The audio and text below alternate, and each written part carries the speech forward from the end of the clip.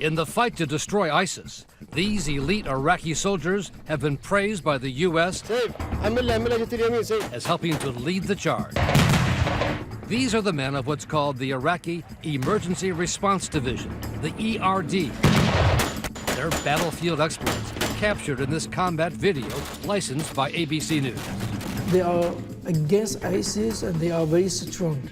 The hours of video and still photos are the result of great battlefield courage by this Iraqi photojournalist, Ali Arkadi, who was embedded last year with the Emergency Response Division. But tonight Arkadi is showing another kind of courage, blowing the whistle on soldiers he followed and became friends with.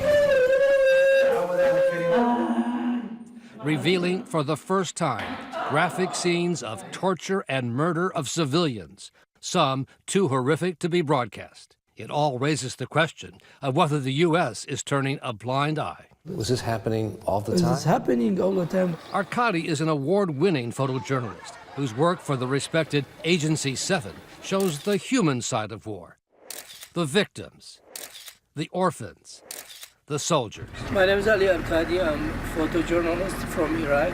Invited to travel with the Emergency Response Division, Arkadi's original idea was to feature these two Iraqi soldiers as heroes, a captain from the Sunni sect of Islam and a corporal from the Shia sect. So your idea was to show a positive story. Yep. People from both sides of the religion working together against ISIS. Yep. Arkadi went everywhere, night and day, with the ERD, from Fallujah to Mosul. As time went by, they began to trust you. Yeah, I like these people, like personalities, very good guys. It was the very, very good group. But it was on this night raid outside Mosul last November when Arkadi says he began to realize the soldiers he was following were no heroes. Entering the home of a family, they ignore a crying mother and her children. You're scaring the children, she says. They pull the husband outside and begin to beat him, claiming he and his wife once helped ISIS. And then the soldiers, including Captain Omar Nazar, the Sunni officer who Arkadi was going to focus on for his positive story, forced the captive to repeat a pledge of loyalty to the ISIS leader, Abu Bakr al-Baghdadi. According to Arkadi, the captain wanted him to later edit the tape so it would appear the man knew the ISIS pledge without prompting in order to justify killing him. They knew you had this video. Yep. So they knew if it got out, there'd be trouble.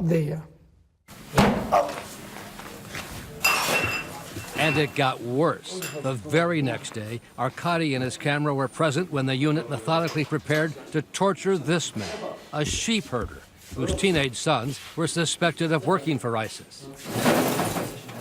As a senior officer gives the directions, when I tell you to kick, he says, you let him go.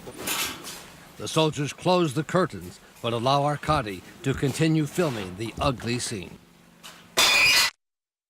It's extremely disturbing. We showed the footage to Sarah Lee Whitson of Human Rights Watch. Oh, it's terrible torture, horrible torture. I mean, this is actually happening under command authority. This is someone with some level of authority who has the jurisdiction to tell soldiers what to do, telling his soldiers how to torture this detainee. Seemingly confident the photojournalist would never expose them. Not shy at all. In fact, they're smiling.